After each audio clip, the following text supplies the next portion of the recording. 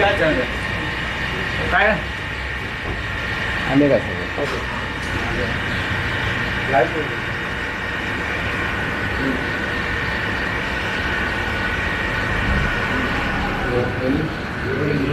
राऊतसाहेब, CJPचे प्रवक्ते आणि केंद्र सरकारमध्ये काल पहिली बैठक पार पडली. चर्चेची पहिली फेरी जी आहे त्यांच्या 2 मागण्यांवर सरकार समाधानकारक आहे.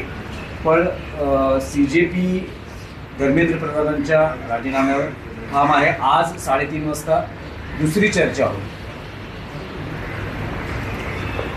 एक लक्षात घ्या, धर्मेंद्र प्रधान यांचा राजीनामा ही काय फक्त कॉकरोच जनता पार्टीचीच मागणी नाही. धर्मेंद्र प्रधान हे पेपर फुटी प्रकरणातले मुख्य संशयित आरोपी आहेत, मुख्य आरोपी आहेत. काल देशाचे प्रधानमंत्री मोदी असं म्हणत होते की आम्ही कठोर कायदा नव्यानं करतो. जो कायदा आधी अस्तित्वात आहे, जो कायदा पेपर फुटीविरुद्ध आधी अस्तित्वात आहे ना आपल्याकडे. प्रधानमंत्र्यांची सभागृहातली भाषणं पहा, त्या कायद्याचं त्यांनी कसं समर्थन केलेलं आहे.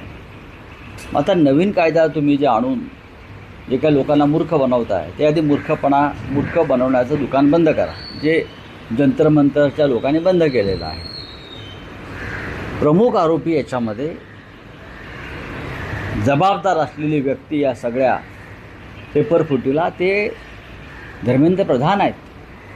आणि धर्मेंद्र प्रधान यांचा राजीनामा जसा जंतर मंतरवरचे आंदोलक मागतायत किंवा देशभरात जे मोर्चे निघत आहेत, ती तरुण मुलं मागतायत, त्याचप्रमाणे या देशातला लोकसभेतला राज्यसभेतला प्रत्येक विरोधी पक्षसुद्धा मागतो. त्याच्यावरती संसदेचं दोन्ही सभागृह बंद पडत आहेत. त्याच्यावरती राहुल गांधीने आंदोलन केलं आहे. त्याच्यावरती आदित्य ठाकरे, अमित ठाकरे ते आंदोलन करत आहेत. त्याच्यामुळे हा विषय आता फक्त कॉकरोच जनता पार्टीपुरता मर्यादित नाही. हा विषय आता एक राष्ट्रीय विषय झालेला आहे. आणि धर्मेंद्र प्रधान तुमचा कोण लागतो, त्याला तुम्ही इतकं वाचवताय, एवढा अहंकार कशा करताय, हे स्पष्ट व्हायला पाहिजे. धर्मेंद्र प्रधानचा राजीनामा त्यांना घ्यावाच लागेल. तर मोहन भागवत म्हणतायत की और आपला काय राऊतसाहेब, एक आहे की तुम्ही आता एक ट्विट केलेलं आहे आणि त्याला तुम्ही लक्षवेधी म्हटलेलं आहे. गृहमंत्री म्हणून देवेंद्रजी यांनी घेतलेला आतापर्यंतचा विजनरी निर्णय. सर्व मंत्री व सरकारी आमदार खासदारांना माझी विनंती आहे की बाहेर फिरू नका, घरीच राहा, धोका पत्करू नका. बाहेर वादळ घोंगावत आहे. आणि कंसात तुम्ही म्हणतात की गद्दार मंडळींनी तर भूमिगत व्हावे. जय महाराष्ट्र. एक बातमी तुम्ही लोकसत्तेतली नाही, एक बातमी वृत्तपत्रामध्ये काल प्रसिद्ध झाली की देवेंद्र फडणवीस यांनी सर्व मंत्र्यांची सुरक्षा वाढवली. का बरं त्यांना अशी अचानक सुरक्षा वाढवावी लागली?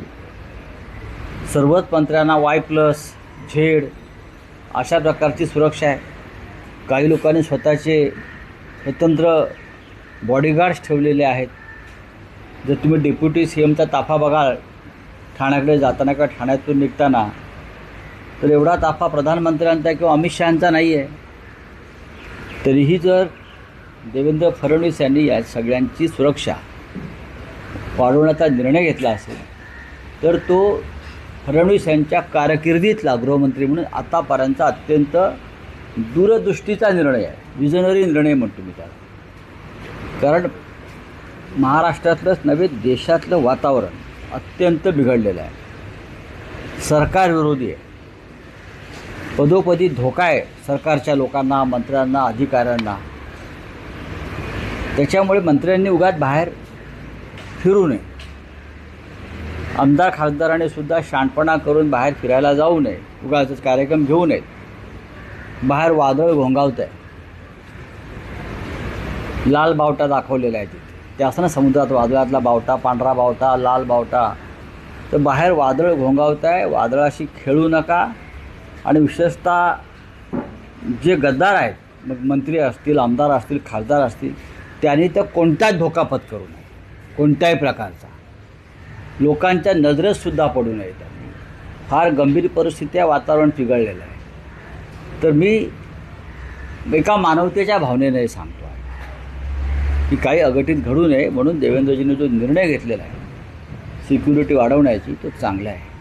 अजून जर काय आर्मी वगैरे आणता आली त्यांच्या सिक्युरिटीसाठी तर केंद्र सरकारकडे लष्कराची पण मागणी केली पाहिजे. आपण काल शिवाजी पार्कला पाहिलं असेल कसं वादळ घोंगावत होतं.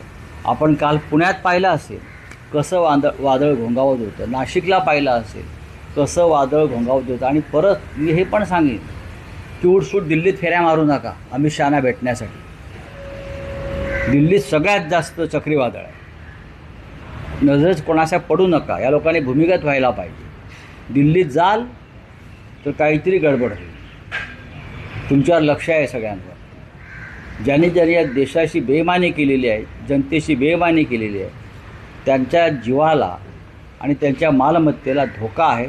म्हणून देवेंद्रजींनी जो निर्णय घेतला आहे गृहमंत्री म्हणून पहिला विजनरी निर्णय, ती सर्व मंत्र्यांची आणि आमदार खासदारांची सुरक्षा वाढवावी त्याचं मी स्वागत करतो. सर, मोहन भागवत असे म्हणाले विद्यार्थी तुम्हाला प्रश्न विचारतायत, तरुण तुम्ही प्रश्न विचारतायत, त्याची उत्तरं द्यायला हवे. हा उत्तर देण्याचा काळ आहे.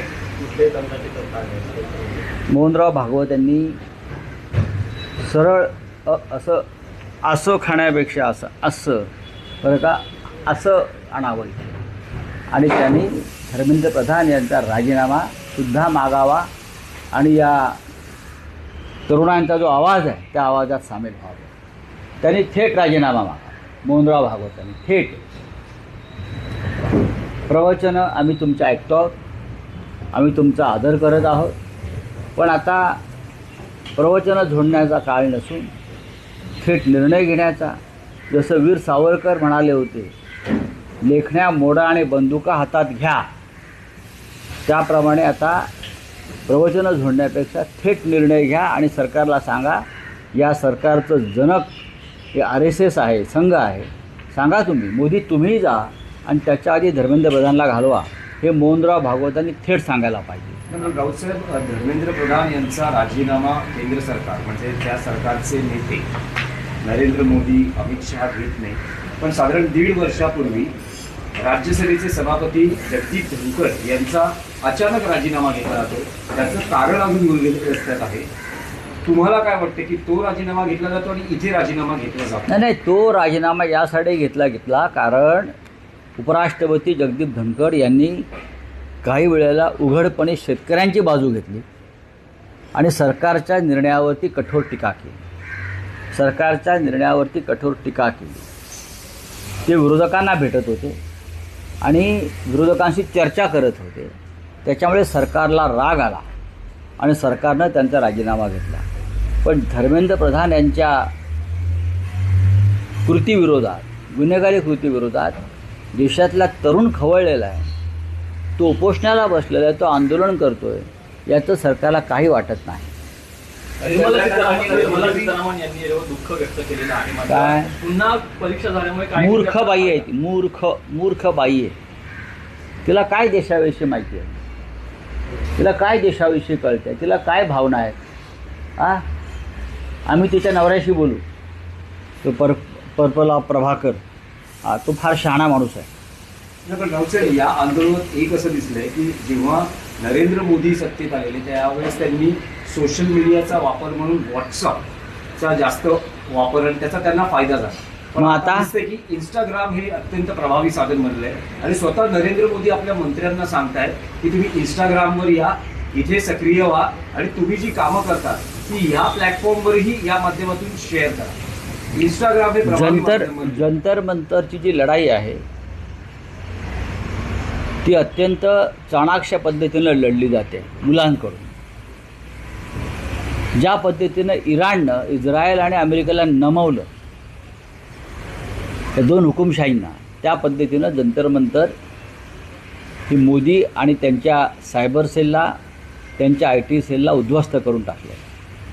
आपण बघितलं असेल इराणच्या युद्धामध्ये इराणी तरुणांनी ज्या पद्धतीनं सायबर सेलचा आणि त्यांच्या ज्ञानाचा, IT ज्ञानाचा वापर करून अमेरिका आणि नेतन्याहूला नामोहरम केलं होतं, त्याच पद्धतीनं जंतर मंतर नव्हे तर देशभरातील तरुण वर्ग जेनजी हा मोदी आणि त्यांच्या IT सेलला उद्ध्वस्त करतो आहे. आणि म्हणून मंत्र्यांना सूचना काय तर काय ते इंस्टाग्रामवर सक्रिय राहा. आता कोणी राहायचं इंस्टाग्रामवर? मग मंत्र्याने कामं कधी करायची? धर्मेंद्र प्रधाननी कामं कधी करायची? किंवा ते जे बिहारचे मंत्री आहेत माझी म्हणून, त्यांचे इंस्टाग्राम कोण चालवणार? त्यांचे किंवा इतर काही मंत्री आहेत अर्धशिक्षित, अमित शहा सारखे, स्वतः मोदी अर्धशिक्षित आहेत, त्यांचा इंस्टाग्राम कोण चालवत आहे? बघा, हे सगळं एका भीतीतून निर्माण झालेल्या गोष्टी आहेत. नाही, पण राऊतसाहेब, एक बदल मोदींमध्ये जाणवतो आहे. आपल्या भाषणाची किंवा निवेदनाची सुरुवात मित्र या शब्दाला सुरू करणारे मोदी आता फ्रेंड्सवर आलेले आहेत. Friends friends friends friends. पण जंतर मंतरची पिढी त्यांची फ्रेंड्स कधीच होणार नाही. मी तुम्हाला सांगतो काय, ते गोंधळलेले आहेत. ते गोंधळले आहेत, त्यांचा आता मेंदू चालत नाही. त्यांचा चेहरा बघितला असेल तुम्ही कसा सुजलेला आहे, झोप उडाली आहे त्यांची सगळ्यांची. त्याच्यामुळे मग मित्र फ्रेंड गोंधळले आहेत. इतका गोंधळलेला प्रधानमंत्र्यांना खुर्चीवर राहू नये. देश अडचणीत येईल, त्यांच्यापासून देशाला धोका आहे. चंद्रकांत पाटील यांनी ऐलान केलंय. चंद्रकांत पाटील सर, म्हणतात आपने की- ट्वीट किया है, उस पर बताइए कि आपने जो अपने मंत्री हैं उनकी सुरक्षा बढ़ाई. नहीं, देखिए, देश हमारे राज्य के जो मुख्यमंत्री है देवेंद्र फडणवीस जी, वो बहुत साल से राज्य के गृहमंत्री है, लेकिन पहली बार बतौर गृहमंत्री एक विजनरी निर्णय लिया है कि राज्य के सभी जो मंत्री हैं उनकी सुरक्षा बढ़ा दी, और जो एमएलए एमपी है उनकी भी सुरक्षा बढ़ा दी है. खास करके सरकारी एमएलए और एमपी, उनको डर लगता है कि बाहर जो तूफ़ान आया है, जेएनजी का तूफ़ान आया है, चक्रवर्ती तूफ़ान है, उस तूफ़ान में मंत्रियों को और एमपी एमएलए को धोखा हो सकता है. तो सुरक्षा बढ़ा दी. बहुत बड़ा निर्णय है. मैं तो मंत्रियों से और जो एमएलए एमपी है सरकार के, उनको आह्वान करता हूँ, बिना वजह बाहर मत घूमो. लोगों के नज़र में मत आइए. चुप बैठिए घर में. लोग आपसे बहुत चिढ़ गए हैं. खास करके जो बेईमान एमपी एमएलए है, वो लोगों ने तो अंडरग्राउंड होना चाहिए. बाहर मत जाइए. बाल बच्चे के साथ रहिए. आने वाले दिनों में क्या होगा कोई बता नहीं सकता. सर, आपने तर चंद्रकांत पाटील असं म्हणतात की एखाद्याला पेपर पुसला म्हणून एखाद्याला फाशी द्या असं होत नाही. मग काय करायचं? हे धर्मेंद्र प्रधानला वाचवायसाठी हे वक्तव्य आहे का? आता तुम्ही 10 वर्षाची शिक्षा ठोठावता आणि 10 कोटी रुपये दंड लावला आहे नवीन कायद्यामध्ये ना. 20 मुलांनी आत्महत्या केल्या, याचं काय चंद्रकांत पाटलांना वाटतं आहे का? पेपर फुटीमुळे 20 मुलांनी या देशामध्ये आत्महत्या केल्या. त्यातली काही मुलं महाराष्ट्रातली आहेत. इतके निर्दय हे मंत्री कसे होऊ शकतात? म्हणून त्यांची सुरक्षा जी वाढवली आहे राज्याच्या गृहमंत्र्यांनी, योग्य आहे. अशा मंत्र्यांना जनतेपासून आणि आंदोलकांपासून खरोखर धोका होऊ शकतो. तो मोहन भागवत ने जो स्टेटमेंट किया कि बच्चों को समझाना चाहिए, उधर में क्या है? देखिए, मोहनराव भागवत जी ने सीधी बात करनी चाहिए कि धर्मेंद्र प्रधान इस्तीफा दो. ये घूम फिर कर जो बातें कर रहे हैं ना, लोगों को अब अच्छे नहीं लग रहे. आपका संगठन भी बदनाम हो रहा है. आप चुप बैठे हो. बच्चों से बात करने का मतलब क्या है? आप सीधे बात करो प्रधानमंत्री से. फ़ोन उठाओ, अमित शाह को आदेश दे दो, मोदी जी को आदेश दे दो, धर्मेंद्र प्रधान का इस्तीफ़ा ले लो, नहीं तो हम आपके खिलाफ हो जाएंगे. अगर आपने इस्तीफ़ा नहीं लिया तो वापस नागपुर में मत आना. सर, सीजीपी जो है वो धर्मेंद्र प्रधान की स्थिति को लेकर, सीजीपी जो है धर्मेंद्र प्रधान की स्थिति को लेकर काम लेती है. ये बात सिर्फ कॉकरोच जनता पार्टी तक सीमित नहीं है. हम सब लोग राहुल गांधी जी के नेतृत्व में जो आंदोलन हमारा चल रहा है, राहुल जी को भी अरेस्ट किया है ना उस मामले में. हम सब धर्मेंद्र प्रधान के इस्तीफ़ा मांग रहे हैं और हम उसके ऊपर हमारी भूमिका बहुत कड़क है. राऊतसाहेब, एक सोनम वांगचुक यांची प्रतिक्रिया आली आहे. ते असं म्हणतात की मला डील करायचं असतं तर 26 दिवस उपाशी राहिलो नसतो. मी आणि माझ्या परिवारानं काय सोचलं आहे हे माझं मला माहिती आहे. आणि सफदरजंग रुग्णालयात जेल होतं, छावणी होती, मला कोणालाही भेटू दिलं जात नाही. हे खरं आहे. आम्ही त्यांना भेटायला गेलो तेव्हा आम्हाला ते चित्र दिसलं. फक्त आमची भूमिका एवढीच आहे की तुम्ही उपोषण सोडलं हे देशासाठी अत्यंत महत्त्वाचं आहे. पण ते जंतर मंतरला येऊन सोडायला पाहिजे होतं. आणि जे मंत्री, जे सरकार मुलांवर जुलूम करतात त्यांच्या हातून तुम्ही उपोषण सोडणं हे काय लोकांना आवडलं नाही. बस. तसं एक मुख्यमंत्र्यांची प्रतिक्रिया आली आहे विजयाच्या मोर्चावर. त्यांचं असं म्हणणं आहे की लोकशाहीत मोर्चा आंदोलन करण्याचा सगळ्यांना अधिकार आहे, पण आता विद्यार्थ्यांचं आंदोलन असेल किंवा हा मोर्चा असेल या माध्यमातून ठाकरे बंधू राजकारणात आपलं पुन्हा स्थान निर्माण करू. हो ठीक आहे, हो म्हणावं. त्यांना निरोप आहे, हो म्हणावं. तुम्ही काय करत होता? विद्यार्थ्यांच्या बाजूने उभं राहायचं नाही का? विद्यार्थ्यांचे बळी डोळ्याने पाहायचे. 20 लोक मेले, मुलं तुमच्या डोळ्यामध्ये साधा अश्रूचा एक थेंब नाही, नाही प्रधानमंत्र्याचा नाही या राज्याच्या मुख्यमंत्र्यांच्या. ज्यांच्यामुळे 20 मुलांनी आत्महत्या केली ते सगळे लोक पेपर फोडणारे देवेंद्र फडणवीस यांच्या पक्षाचे कार्यकर्ते आहेत, पदाधिकारी आहेत, लाभार्थी आहेत, ते महाराष्ट्रातले आहेत. याच्यावर देवेंद्र फडणवीस बोलत नाही. आणि ह्या फायदा घेतो आहे, तो फायदा घेतो आहे, तो फायदा घेतो आहे. हे धंदे आता बंद करा. सरकार घाबरलं आहे. भारतीय जनता पक्षाचे पाय लटपटत आहेत, घाम फुटला आहे त्यांना हे वादळ पाहून. शांत राहा. उद्या आमचा सकाळी मोर्चा आहे. तो सर्व पक्षीय जरी असला त्यात काँग्रेस सामील होत आहे, त्यात शेतकरी कामगार पक्ष सामील होतो आहे, त्यात डावे पक्ष सामील होत आहेत, सर्व कम्युनिस्ट पक्ष सामील होत आहेत. आणि मुख्य म्हणजे माननीय उद्धव ठाकरे आणि माननीय राज ठाकरे हे या मोर्चाचं नेतृत्व करत आहेत. उद्या एक विराट मोर्चा या देशाला पाहता येईल. दोनों मार्केट जो है वो बोले कि उनकी गलत इंतजार किया जा रहा है. हाँ, हम धीरे धीरे जो गलत फहमियाँ है वो दूर कर लेंगे. अरे धीरे मला काल जातानाची जागा दिली. हाँ ते वीर सावरकर मारला. पण आतमध्ये हे सांग काय आज आषाढी आहे ना, आज आषाढी